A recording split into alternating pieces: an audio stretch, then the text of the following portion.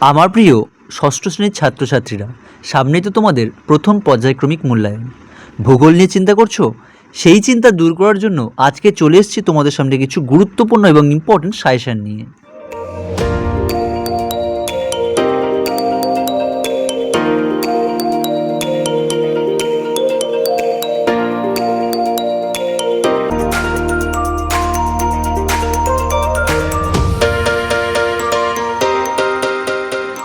সবার প্রথমে প্রশ্নের মান এক নম্বরের কিছু প্রশ্নপত্র আমি কালেক্ট করে সাজিয়েছি, ইম্পর্টেন্ট যেগুলো তোমাদের পরীক্ষার জন্য থাকবে।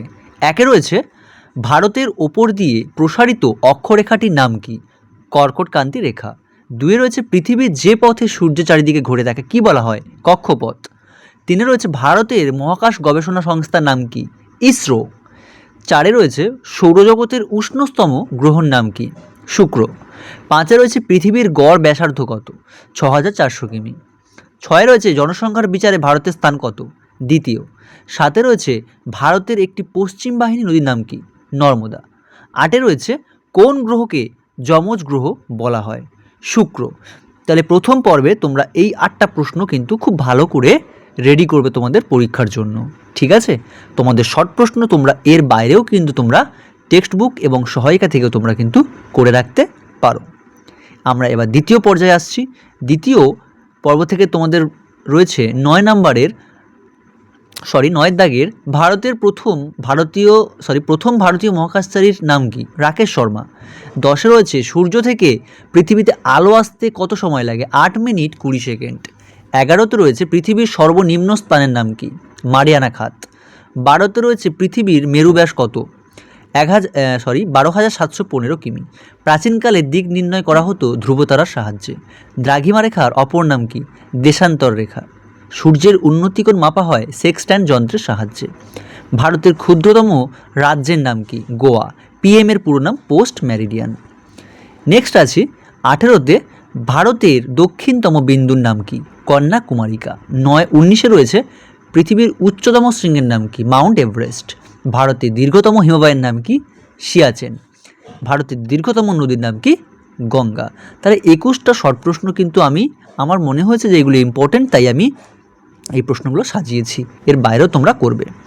এবার আসছি, প্রতিটি প্রশ্নের মান 2, 3 নম্বরেও তোমার দিয়ে দিতে পারে, ঠিক আছে? 2 অথবা 3 যা করতে পারো। একে রয়েছে, সবুজ গ্রহ কাকে এবং কেন বলা হয়? খুবই গুরুত্বপূর্ণ প্রশ্ন। 2 রয়েছে, অন্তস্থ গ্রহ কাকে বলে? 3 রয়েছে, পৃথিবীর কক্ষপথ ও কক্ষতল কাকে বলে? দুটো আলাদা প্রশ্ন। 4 রয়েছে, জিওট কি? এটা কিন্তু খুবই গুরুত্বপূর্ণ প্রশ্ন, এটা তোমরা করবে। 5 রয়েছে, উষা ও গোধূলি কি? এটাও খুব গুরুত্বপূর্ণ প্রশ্ন। 6 রয়েছে, প্রমাণ সময় কাকে বলে? এটাও করবে। 7 রয়েছে, নিরক্ষরেখাকে মহাবৃত্ত বলে কেন? এটাও ইম্পর্টেন্ট। 8 রয়েছে, পর্বতগ্রন্থি ও দুন কাকে বলে? 9 রয়েছে, অক্ষরেখাকে সমাক্ষরেখা বলে কেন? এই যে 2 নম্বর এর প্রশ্নগুলো তোমাদের সামনে দেওয়া হয়েছে, এগুলো কিন্তু সমস্ত প্রশ্ন, সব কটা প্রশ্ন কিন্তু খুবই ইম্পর্টেন্ট প্রশ্ন। তোমরা কিন্তু কোনোটা বাদ দিয়ে অন্যগুলো করে যেও না, ঠিক আছে? এই সমস্ত প্রশ্ন তোমরা চেষ্টা করবে যে সমস্ত প্রশ্ন তোমরা যেন রেডি করতে পারো পরীক্ষার আগে, ঠিক আছে? কোনো প্রশ্ন বাদ দিলে কিন্তু হবে না, ওকে? তাহলে তোমাদের টার্গেট থাকবে সমস্ত প্রশ্ন খুব ভালো করে পরীক্ষার জন্য রেডি করে যাওয়ার। তাই আমি চেষ্টা করেছি সমস্ত প্রশ্ন তোমরা যেন এইখান থেকে পাও, সেই হিসাবে আমি কিন্তু বেছে বেছে এই সমস্ত ইম্পর্টেন্ট প্রশ্নগুলো কিন্তু কালেক্ট করে তোমাদের সামনে রেখেছি, ঠিক আছে? এগুলো করলেই তোমরা কিন্তু তোমাদের পরীক্ষা থেকে কমন সব কিছু পেয়ে যাবে, ওকে? এরপরে আমরা নেক্সট পর্যায়ে আসছি। নেক্সট পর্যায়ে আমাদের সবার প্রথমে রয়েছে, প্রতিটি প্রশ্নের মান 5 নম্বরের তোমাদের ইম্পর্টেন্ট প্রশ্ন সব থেকে বেশি দেব, ওগুলোই তোমরা করবে, ওগুলোই আসবে। সবার প্রথমে খুব গুরুত্বপূর্ণ প্রশ্ন হলো, গঙ্গা নদীর গতিপথ আলোচনা করো। এই প্রশ্নটা কিন্তু তোমাদের 1 নম্বর চয়েস থাকবে। তোমাদের পরীক্ষার জন্য কিন্তু এই প্রশ্নটা আসার চান্স 99.9% তোমাদের কিন্তু এই প্রশ্নটা আসবেই, ধরাবাঁধা। ওইটা না আসলে এরকমও দিতে পারে, উপদ্বীপীয় মালভূমি সম্পর্কে আলোচনা করো। উপদ্বীপীয় বানানটা একটু ভুল আছে, তোমরা ওটা কারেকশান করে নেবে, ঠিক আছে? তাহলে এই প্রশ্নটাও কিন্তু ইম্পর্ট্যান্ট, ঠিক আছে? তাহলে তোমরা এটাও অল্টারনেটিভ হিসেবে করে রাখবে।